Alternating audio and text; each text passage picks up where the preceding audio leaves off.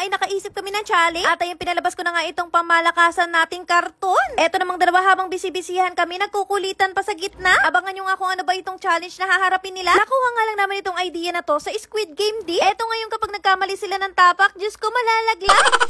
Pero hindi naman sila literal talaga na malalaglag. Lulubog lang sila dito sa may back. Kaya naman inaayos talaga namin ito mabuti para nga hindi nila malaman kung saan dito yung lumulusok. At ayan, habang nagagawa nga kami, panay pa-cute etong si Batang Anino. At ayan, after 1 hour tapos na din. Naku, pagdating talaga sa kalokohan, napakagaling ng daddy nila. At eto naman si Batang Anino, Diyos ko, pasilip-silip pa. Mukhang inaaral niya na. Matatalo na naman kayo dito. At ayan, kumuha na nga ako nitong Woofin Bite. Alam niyo naman, kada may challenge, kailangan merong prize. At ayan, ready na talaga lahat. At ang una nating kalahok si Ate Kissy. Pero nung nakakita ng Woofin Bites, Diyos ko, nagsit pretty na lang.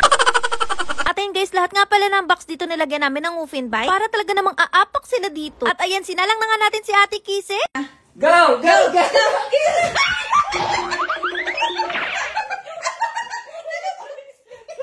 So sobrang gulat niya nga, nataranta na at hindi nakaalis dito.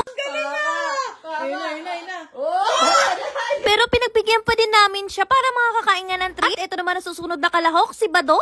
Ay, grabe! Uy, ang galing! Ang galing! Ang galing! Uy, matalino! Abay, grabe, nakalimutan namin na sobrang talino pala na ito ni Dol. Kinapaalang niya yung mga bat at nalaman niya na malalaglag siya kapag tumapak siya doon. Kaya naman hindi siya nalaglag. At eto na ang pangatlo. Grabe naman si player 230. Game na game ka agad. Let's go, babe! Let's go,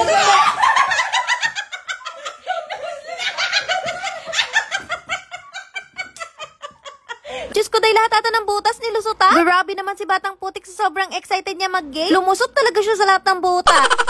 At eto naman ang isa, si Batang Anino. Talaga namang excited na. Para bang alam niya ng gagawin. Kaya naman eto, sinimulan na nga natin. Agaw na si Tatiana. Ay, si Batang Anino. 1, 2, 3, go! Go, Tati! Go, Tati! Uy, ang galing! Ang galing! Uy, grabe! Grabe, sinimot lahat! Sinimot lahat! Grabe! Grabe nga't bilib na bilib talaga ako sa batang to. Nalusot nga siya sa lahat ng buta. Pero walang treats ang nakaligtas. Lahat talaga ay sinimot niya maigi. Binalik-balikan niya pa talaga yung alam niyang hindi niya nakain. Tignan niyo naman, napakagaling. At eto naman ang pinakala, si Rocky Boy the Destroyer. 1, 2, 3, go! Uy! Nabuslat agad! Nabuslat! Go, Rocky! Go, Rocky! Go, Rocky! Go, Rocky! Grabe din naman talaga si Rocky Boy. Lahat ng treats walang pinalagpas. Wa-effect nga sa kanya yung pagkalaglag niya. Basta makuha niya lang ang treat. Naghahanap pa nga. Ilang! Dali!